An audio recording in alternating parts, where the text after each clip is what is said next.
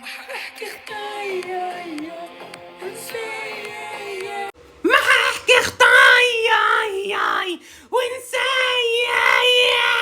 يا عمي هيدي مين ضحكاني عليها وقايلها انه صوتها كتير حلو لما تغني؟ يا عمي انا اللي صوتي لما قلدتها طلع صوتي احلى من صوتها، عملت لي توتر.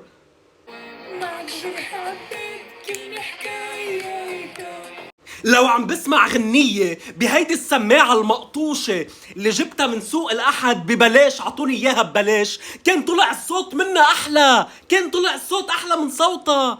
ما حاحكي خطايا، يي تحمست، ما حاحكي خطاي. يعني لا رقصة حلوة ولا صوت حلو. عندي نصيحة إلك، شو رأيك تبيعي التليفون وبحقه تفتحي محل خضرة وتبيعي خس ومانجا وتفاح؟